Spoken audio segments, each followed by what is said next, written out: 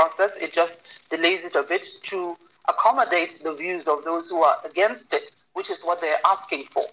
But then again, the process of this plan going through is still a long way off, and nothing really can happen till probably middle of next year, because the process, if it goes on as it is, if the Parliament adopts that report on the 4th of December, you still have input of Parliament, the parliamentary debate of the bill, where they'll have to decide the necessary changes to Section 25 that will have to happen. We have to have the input of the people as well, the public, regarding the plans, which is still a long process. And if everything goes through, then the president will have to ratify. So it's still a long process. It will still be thrown to the public to have their own input. And we're looking at any changes, if there will be any changes, probably mid next year, and that will be after the elections. Pt.2, thank you for giving us an update on that story. Moving on now, a weapons monitoring group says Uganda helped to channel European arms and ammunition to South Sudan at the height of its civil war, bypassing an EU arms embargo on the East African country. British-based conflict armament research says South Sudan arranged for the Ugandan government to provide end-user assurances for purchases of weapons and ammunition from Bulgaria, Romania and Slovakia. The weaponry delivered to Uganda in 2014 and 2015 was then transferred to neighboring South Sudan, according to the report based on 4 years of research. Uganda's military spokesman and South Sudan's government spokesman have declined to comment on the accusations. Meanwhile, the UN chief in South Sudan has announced that more peacekeepers will be sent shortly to Western Nile states to make way for the return of people displaced by fighting. Nestled next to the Nile on its western bank, the town of Govt is a strategic location for the United Nations mission in South Sudan because it has previously struggled to access the area from bases across the river, and it is a place that many people are choosing to come home to. About 40 peacekeepers have been based in the town for the past 7 months. On a visit to the area, the head of the United Nations mission to South Sudan told local authorities he will increase the number of troops to help give displaced families the confidence to return.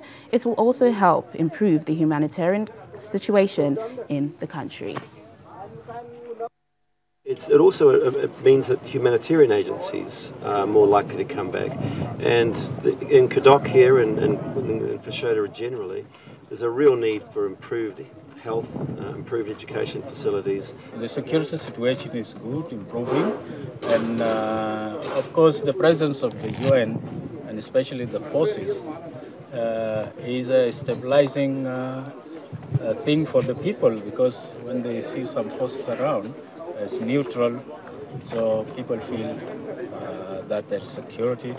Apart from the security which we give them as a government, others may not be with us, so having a third party is a good thing.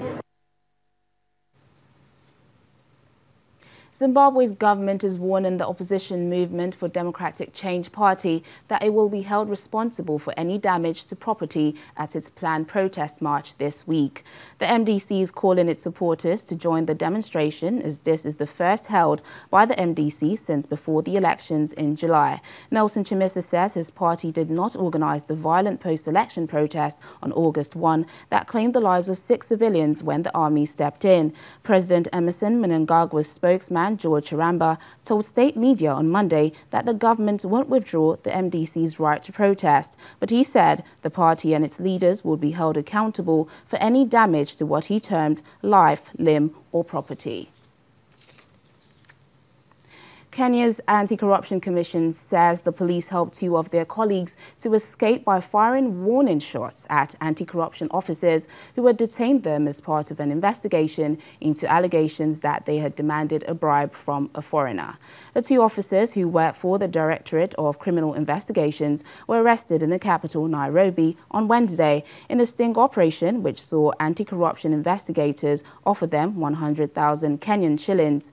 The Ethics and Anti-Corruption Commission says the officers had been handcuffed but were rescued by their colleagues. A manhunt has been launched for the suspects, but the police have not yet commented on the allegations.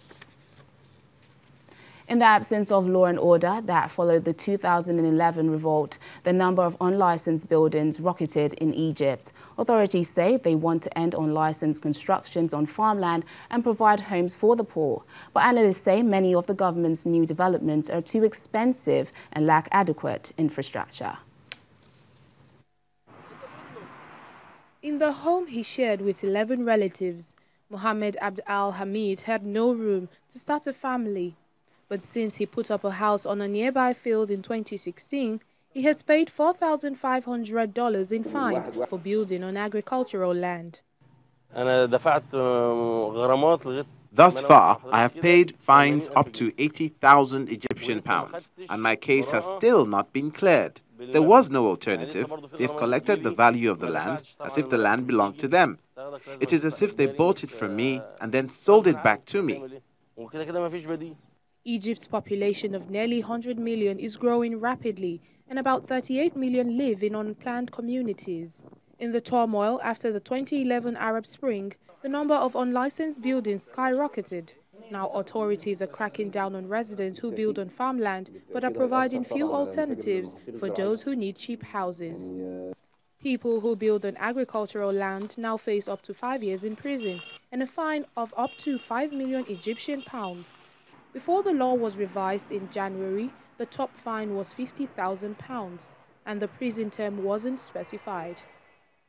Authorities say they want to end unlicensed building on farmland, reduce overcrowding and provide homes for the poor.